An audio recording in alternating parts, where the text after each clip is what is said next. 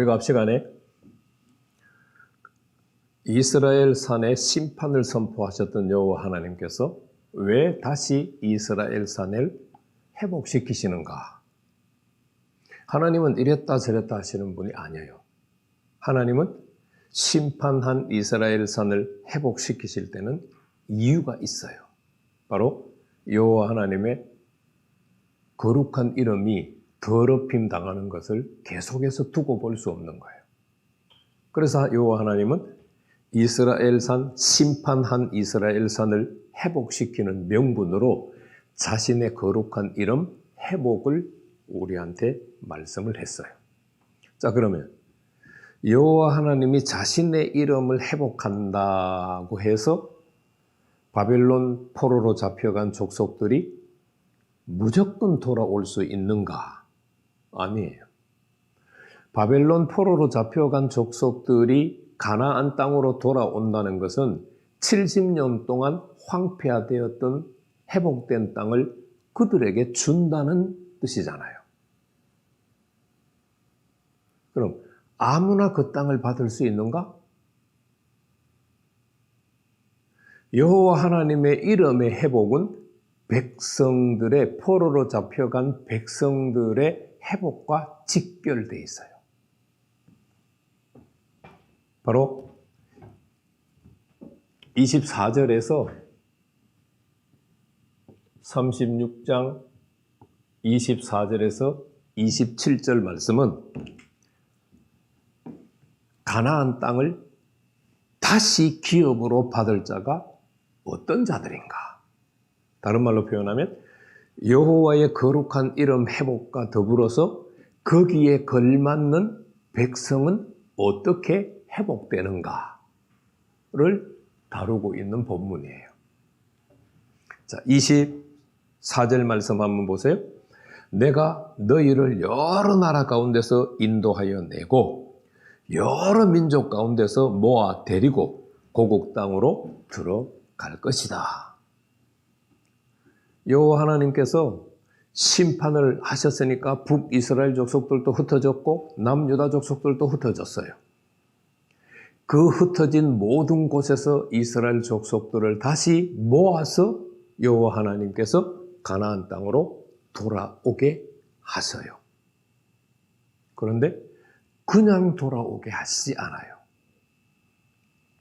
25절 말씀을 보면 외적으로 정결하게 해요. 26절과 27절 말씀을 보면 내적으로 정결하게 하세요. 자, 25절 말씀 외적으로 정결하게 하는 장면부터 한번 살펴보겠습니다. 맑은 물을 너희에게 뿌려서 너희가 정결하게 하되 곧 너희 모든 더러운 곳에서와 모든 우상 숭배에서 너희를 정결하게 할 것이요. 25절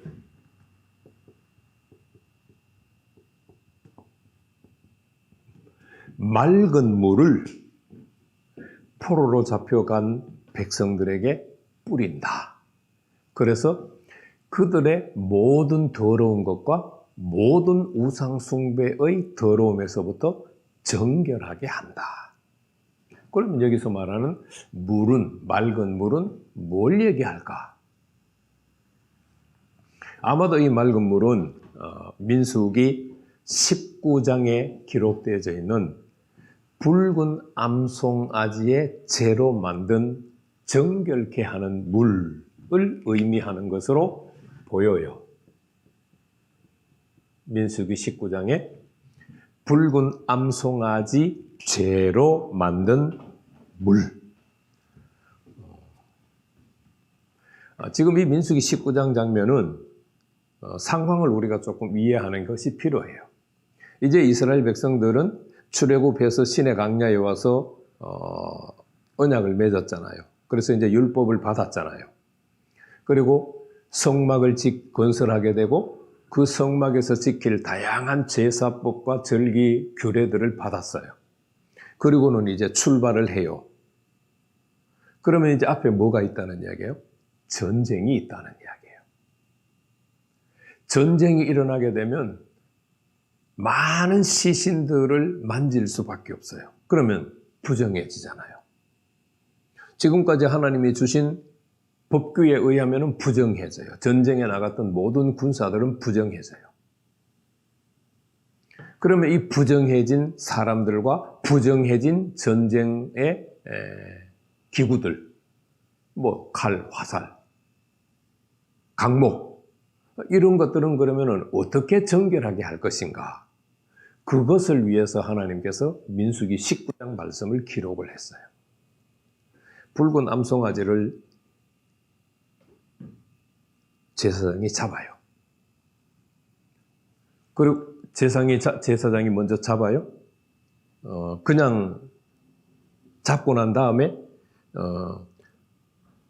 백향목과 우슬초와 홍색 실을 같이 넣어서 그 붉은 암송아지를 태워요. 그럼 재가 남겠죠. 그 재를 토기에 담아가지고 성전으로 가지고 와요. 성전에 가지고 와서 일부는 성전 아래쪽 저수지에다가 뿌려요. 그리고 남은 재는 물에다가 섞어요. 그러면 재를 섞은 물이 되죠. 그 물을 가리켜서 붉은 암송아지 잿물이다라고 말해요. 그래서 이것은 전쟁이 일어나게 될 것이고 그 전쟁에서 부정해진 사람들과 전쟁의 도구들을 정결케 하는데 처음에 사용이 됐어요. 그러다가 나중에 이것이 좀 더 발전이 돼서 사람들과 모든 우상 숭배로부터 정결하게 하는 물로 사용이 됐어요. 바로 여호와 하나님께서 바벨론의 포로로 잡혀가 있는 백성들에게 이 정결한 물을 뿌려서 그들을 육체를 정결하게 하고 우상 숭배한 것에서부터 정결하게 하시겠다. 그렇게 회복을 시키겠다라고 말씀해요. 그러면 외적으로 겉으로 드러난 것만 정결해졌다라고 하는 행위로 끝나서 될까요? 외적인 정결함이 중요하죠. 그러나 그보다 더 중요한 것은 지금까지 그들이 여호와 하나님을 언약을 파괴하고 여호와 하나님을 버리고 우상을 숭배했던 것은 그 뭐 때문이에요? 그들의 마음 때문이잖아요. 그래서 26절 말씀을 보면 그들의 마음을 새롭게 하는 장면이 기록이 되어요. 자, 26절 말씀 보면 또 새 영을 너희 속에 두고 새 마음을 너희에게 주되. 이거는 히브리어 성경의 순서를 바꿨어요. 히브리어 성경에서는 새 마음을 너희에게 주고가 먼저 기록되어 있어요. 그리고 그 다음에 새 영을 너희 속에 둘 것이다. 마음을 먼저 새롭게 하고 새로워진 마음과 더불어서 새 영은 하나님의 영을 의미하지 않아요. 인간의 영을 말해요. 인간의 영을 새로워진 마음 속에 새 영으로 하나님께서 그 속에 두시겠다라고 말씀해요. 그래서 너희 육신에서 굳은 마음을 제거하고, 굳은 마음은 히브리어 원어에 의하면 돌로 된 마음이에요. 돌로 된 마음을 제하고 부드러운 마음, 히브리어 원어에서는 살로 된 마음이에요. 돌로 된 마음을 제하고 살로 된 마음을 주겠다. 그러니까 하나님을 싫어하고 하나님을 대적하고 하나님에 대해서 마음을 닫았던 문을 하나님께서 새 마음을 주시고 새 영을 그 속에 두셔서 회복시키시겠다는 거예요.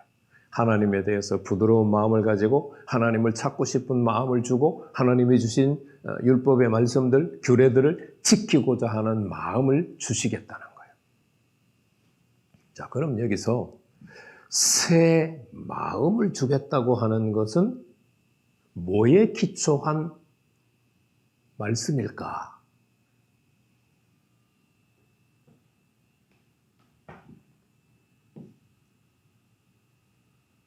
하나님께서 창세기 17장 말씀에서 아브라함과 할례 언약을 맺어요.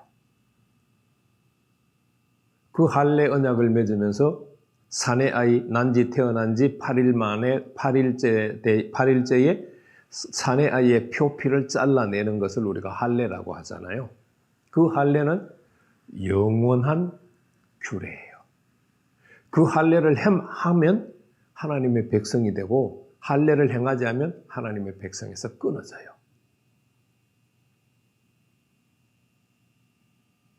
그런데 이 할례가 육체의 표피를 끊어내는 할례에서 끝나지 않아요. 이 할례에 새로운 의미를 부여해서 해석하는 사람이 할례를 아브라함에게 제시했던, 하나님께로부터 받아서 제시했던 모세예요. 모세가 신명기 말씀 보시죠. 10장 16절 말씀. 그러므로 너희는 마음의 할례를 행하고 다시는 목을 곧게 하지 마라. 신명기 10장 16절에서 마음의 할례를 행해라. 육체의 할례에서 끝내지 말고 마음의 할례를 행해라. 그래서 너희의 곧아진 목, 곧게 한 목, 하나님을 대적하고 율법을 파괴한 거죠. 그 곧게 한 목을 부드럽게 해라. 더 이상 곧게 하지 마라. 그리고 신명기 30장 6절에서도 내 하나님 여호와께서 내 마음과 내 자손의 마음에 할례를 베푸사 너희 마음을 다하며 뜻을 다하여 내 하나님 여호와를 사랑하게 하사 너로 생명을 얻게 하실 것이요. 신명기 30장 6절 말씀에서도 하나님께서 그 말씀을 듣고 있는 백성들과 그 백성들의 후손의 마음의 할례를 행하겠다라고 말씀하셨어요. 그래서 하나님의 백성이 되는 육체의 할례에서 이제 가나안 땅에 들어가서 하나님의 백성이 되려면 마음의 할례를 해야 돼요. 저는 이렇게 주장하는 학자들이 없지만 저는 에스겔서 36장 26절 말씀이 마음의 할례를 행하는 장면이다라고 생각을 해요.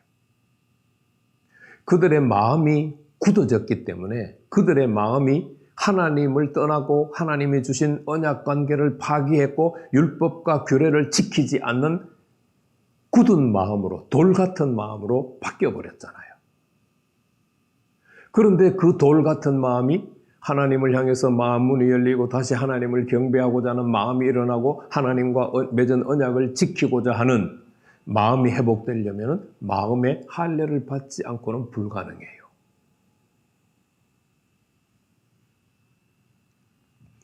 그래서 여호와 하나님께서 70년 동안 황폐한 상태로 버려둔 땅을 회복하시는데 그 회복하는 목적은 바벨론에서 포로로 돌아오는 백성들이 살아야 하기 때문이에요.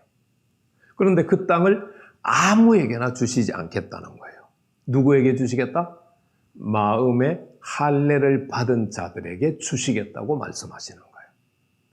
마음의 할례를 받아야 그 속에 마음 안에 새로운 영이 자리 잡고 살 수가 있어요.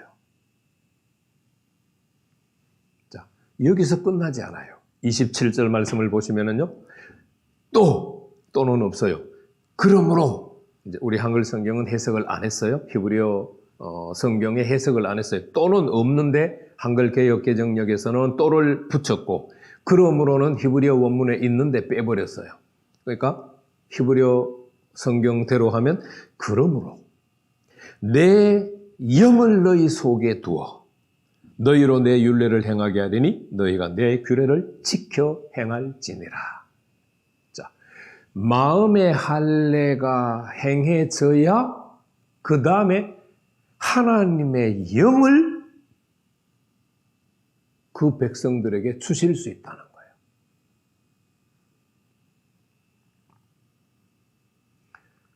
마음의 할례를 해야 여기서 27절에서 내 영, 27절에서 내 영은 my spirit이에요. 하나님의 영이에요.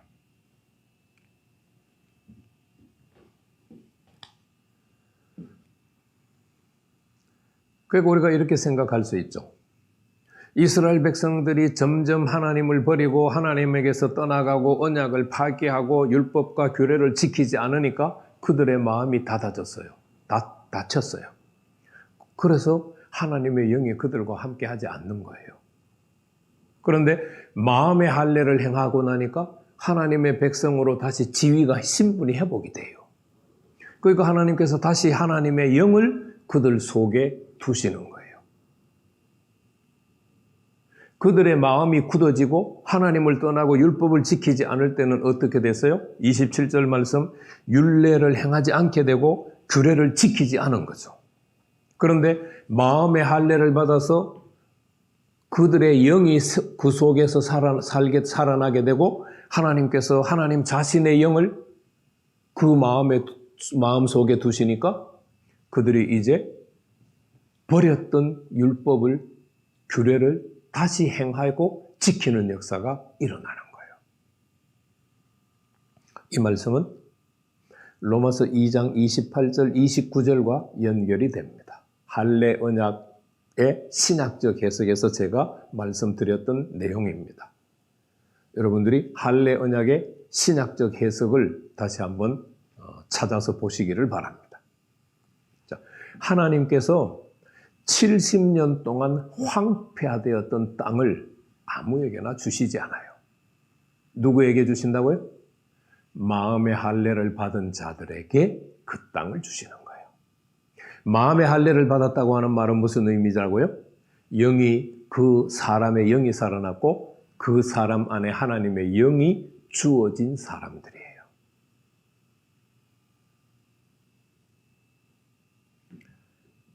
신약 성경에 누가 하나님의 사람이에요?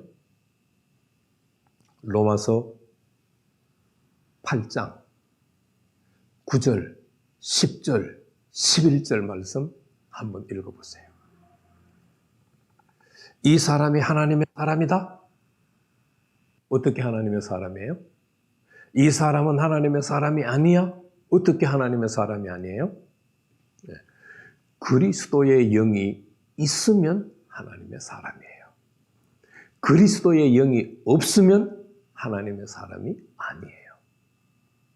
이 에스겔서 36장 26절, 27절은 신약 성경에 그대로 하나님의 자녀가 되는 기초로 자리 잡고 있어요.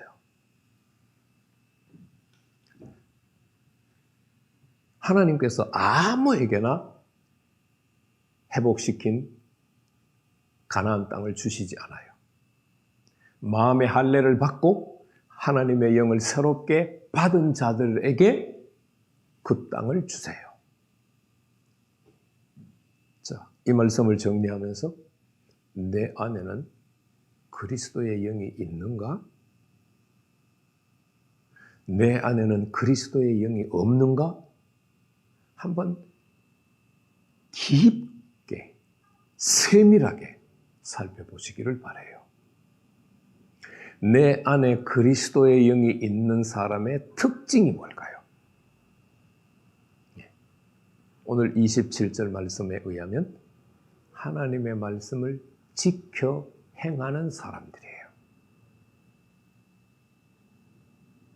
내가 정말 하나님의 말씀을 사모하고 하나님의 말씀 배우기를 즐겨하고 내가 그 하나님 말씀 붙들고 살아가기를 좋아하는가?